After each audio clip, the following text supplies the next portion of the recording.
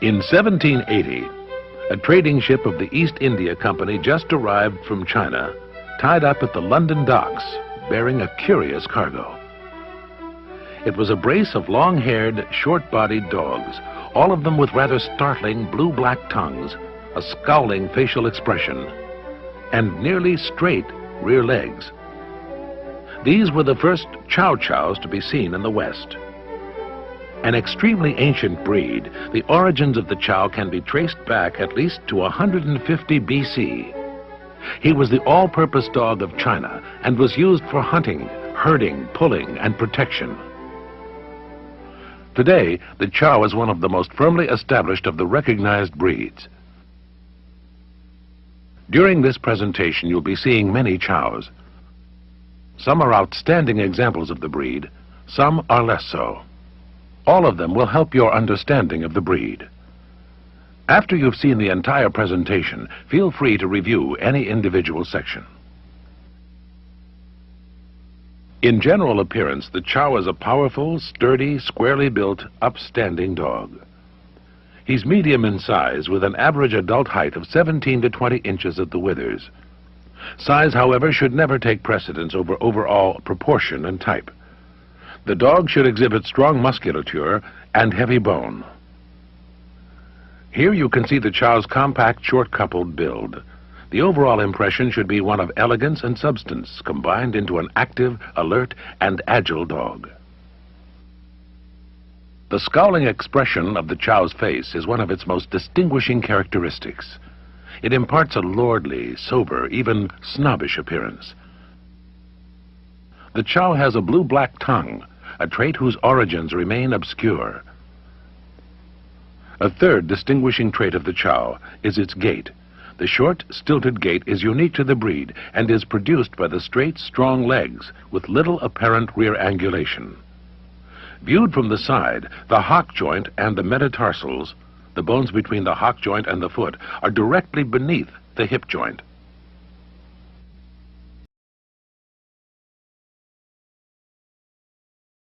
Let's begin our detailed examination of the Chow Chow by studying the head. The head should be large in comparison to the rest of the body, but never so exaggerated that it makes the dog seem top-heavy or low in carriage. The top skull should be broad and flat from side to side and from front to back. Make sure you aren't deceived by the dog's thick coat and ruff. Feel for proper bone structure with your hands. Seen from the side, the top lines of the muzzle and the skull should be nearly parallel and joined by a moderate stop. Be aware that the padding around the brows may make the stop seem steeper than it really is. How would you evaluate this bitch's head? It's too small compared to the rest of her body and detracts from the balanced proportions we're looking for. This bitch, on the other hand, has a large head, which is in correct proportion to her body. She also has the proper, dignified expression. The Chow's muzzle should be short compared to the length of the top skull, but should not be less than 1/3 the length of the head. Here's a dog whose muzzle is too long. It also lacks fill under the eyes and tapers toward the nose. Viewed from the front, the muzzle should appear to be square, due to proper bone structure, padding, and full cushioned lips. The upper lips should completely cover the lower ones when the mouth is closed, but should not be pendulous. This dog's muzzle is a good example. It's broad and well filled out under the eyes. It is equal in width and depth, and demonstrates the square appearance we're looking for. Here's another example of a good muzzle, and of the correct nose. It is large and broad, black in color, with well-opened nostrils. In a blue Chow, the nose can be solid blue or slate, as seen here. Any nose color other than solid black, or in the blue Chow, solid blue or slate, is a disqualifying fault. The Chow's mouth should show black-edged lips, as we see here, with mouth tissue and gums preferably black. A solid black mouth is the ideal. This bitch also has the proper blue-black tongue color characteristic of the Chow. The darker the better. So important is the blue-black tongue that if the top surface or edges of the tongue are red or pink, or have one or more spots of red or pink, it is a disqualifying fault. The Chow should have strong, even teeth, like these, with a definite scissors bite, so that the outer side of the lower incisors touches the inner side of the upper ones. Chow eyes are, appropriately enough, oriental in appearance. They're deep-set and placed wide apart. They should be almond-shaped, moderate in size, and dark brown in color. The pupils should be clearly visible, with lids which do not turn in or droop. Loose skin, which obscures the pupils, wholly or partly, as seen here, is considered a serious fault. Two other serious faults are entropion and ectropion. In entropion, all or part of the upper or lower lid margin rolls inward and has contact with the eyeball or lining of the eye. This condition can cause serious damage to the eyeball. In ectropion, all or part of the lower lid droops, exposing the lining of the eye and greatly detracting from the desired expression. Proper placement and shape of the ears adds to the overall intelligent expression of the Chow. This bitch's ears are correct. They're small and moderately thick, triangular in shape, with slightly rounded tips. They're placed wide apart, with the inner corner on top of the skull. They're carried stiffly erect and tilted slightly forward. This dog also has nicely shaped erect ears, but they are placed too high up on the skull and too close together. Here's an example of drop ears. Drop ears are of two types. On the left, the ears break about halfway up and flop forward. On the right, the ears lie parallel to the top of the skull. Both types of drop ears are disqualifying faults. The Chow's famous scowl is produced by a marked brow with a padded button of skin just above the inner and upper corner of each eye. There is also a distinct furrow running between the eyes, from the base of the muzzle up to the forehead. The proper eye and ear shape and placement we've just discussed also contribute to the expression. Although sufficient play of skin is needed to produce the frowning brows, excessive loose skin is not desirable. Wrinkles on the muzzle do not contribute to expression and are not required. Although this dog's expression includes the scowl, it's marred by excessive loose skin. In contrast, this bitch lacks sufficient play of skin to create the typical Chow scowl. Here's the proper expression. This dog has enough loose skin to produce the scowl, but there's no excess wrinkling. The Chow's reputation as the emperor of dogs stems from his dignified, sober, independent expression.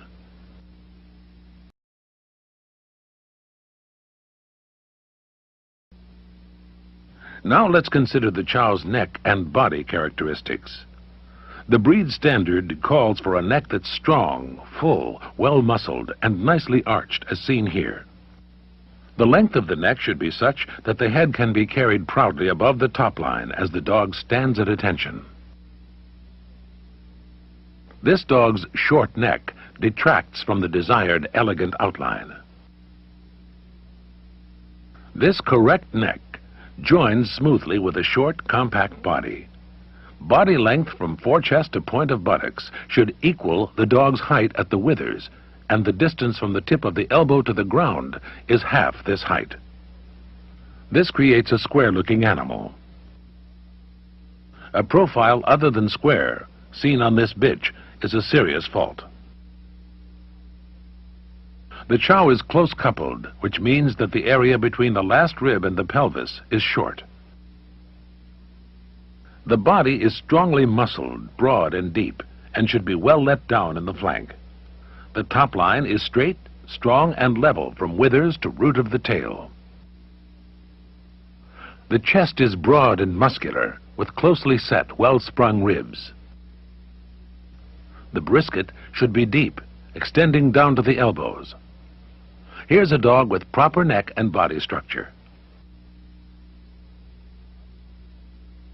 How would you evaluate this bitch's chest? It is incorrect.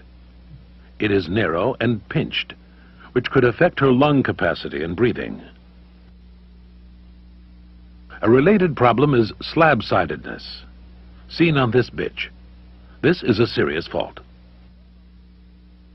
What about this bitch's body? The top line is the problem here. This bitch is lower at the withers than at the croup. Remember that the top line should be straight, strong, and level from withers to tail, like this. The loin is well muscled, strong, short, and broad. Here's a bitch with proper croup and tail set. Notice how the croup is short and broad and appears to be level. She also has a powerful rump and muscular thighs. The body, back, coupling, and croup must all be short to give the required square build. The tail is well feathered, set high, and must be carried close to the back at all times. It should follow the line of the spine at the start. This dog's steep croup emphasizes the low tail set, while this dog has an excellent top line, croup, and tail set. Now let's consider the Chow's fore and hindquarters. The forequarters should be strong and well muscled, with moderately laid back shoulder blades, whose tips are moderately close at the withers. The spine of the shoulder blade forms an angle with the horizontal of about 55 degrees, while the angle between the shoulder blade and upper arm should be about 110 degrees. The length of the upper arm should never be less than the length of the shoulder blade. The elbow joints of the legs should be set well back alongside the chest wall and should turn neither in nor out. Notice also that the sternum, breastbone, should be readily apparent in front of the point of shoulder, as seen here. This dog has a very straight shoulder blade and upper arm. The front assembly is also placed too far forward on the body. This incorrect structure obscures the sternum and makes the dog appear longer in body. This bitch has a short upper arm which contributes to her improper top line. The forelegs must be perfectly straight from elbows to feet, with heavy bone. Pasterns are short and upright, with no knuckling over of the wrists. The front feet are round, compact, and cat-like, with the dog standing well up on the thick toe pads. Dew claws may be removed.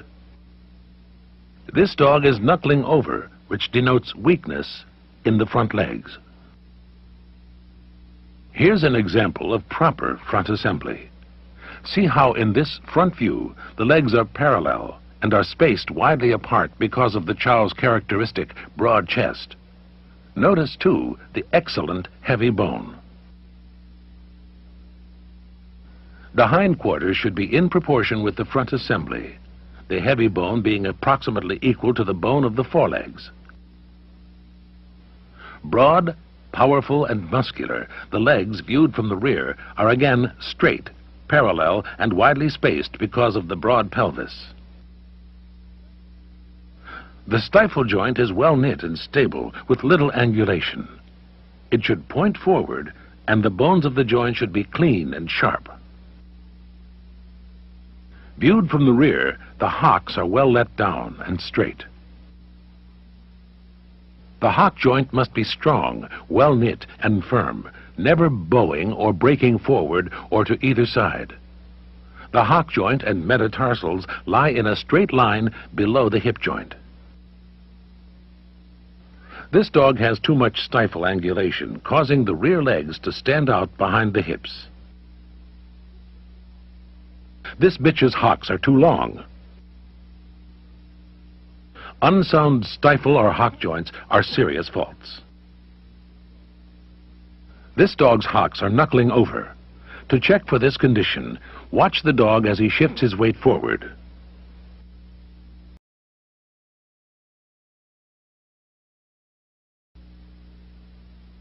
The coat of the Chow Chow can be in any one of 5 colors: red, which can be anywhere from a light golden to a deep mahogany shade; black; blue; cream, or cinnamon. Cinnamon meaning a light fawn to a deep cinnamon color. The color must be clear, solid, or solid with lighter shadings in the ruff, tail, and featherings. These colors should be judged on an equal basis, and no other color is considered correct. There are 2 types of coat: rough and smooth. Both are double coats. In the rough coat, the outer coat is abundant, dense, and straight. It's off-standing and rather coarse in texture. The undercoat is soft, thick, and woolly. The puppy coat is soft, thick, and woolly overall. There should be a definite profuse ruff around the neck, framing the head. Both coat and ruff are generally longer on dogs than on bitches. You'll find, however, that coat length varies markedly from dog to dog. Remember that thickness, texture, and condition are more important than length. While trimming of whiskers, feet, and metatarsals is optional, obvious trimming or shaping of the coat is undesirable.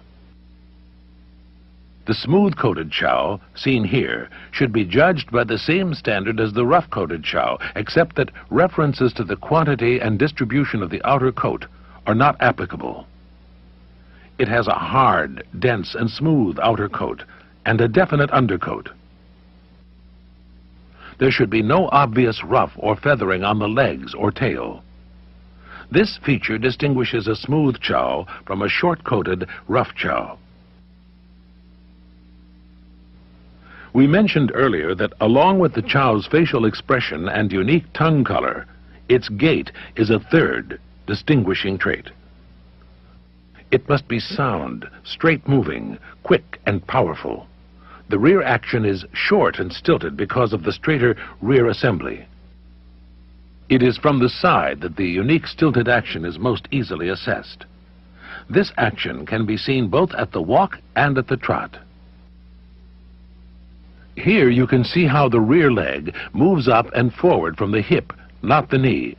Stifle, in a straight, stilted line, with little extension either behind or in front. The hind foot has a strong thrust, which transfers power to the body in an almost straight line due to the minimal rear leg angulation. Because of the short-coupled body, the power is transmitted efficiently to the front assembly with no roll through the midsection. A common Chow gait fault is caused by too much rear angulation. As seen here, excess angulation causes excessive flexion at the stifles and too much follow-through of the rear feet. Seen from the front, the gait should be sound and true, the front legs reaching straight forward but inclining slightly inward toward a center line of gravity. How would you evaluate this dog's gait? The problem here is that the legs are being thrown out to the side as the dog moves. The legs should incline slightly inward at the faster gaits, but should never be thrown out like this. This dog lacks the required angulation in the front. Note the shortened, restricted gait. Going away, the stifle joints should point in the line of travel, like this, not breaking in or out. The legs form a straight column of support from hip to hock. As in the front assembly, the hind legs converge slightly inward. This correct gait is sound, straight, and powerful. The Chow is not known for speed, but his endurance is remarkable because of the efficient action of the straight rear legs. Remember that movement is the conclusive test of the Chow's conformation. Finally, a word about temperament.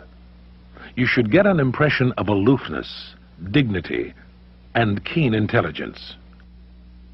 While loyal to his master, the Chow is not a particularly outgoing dog and can be reserved and discerning with strangers. But displays of aggression or timidity are unacceptable. Because of its deep-set eyes, the Chow has limited peripheral vision and is best approached within the scope of that vision.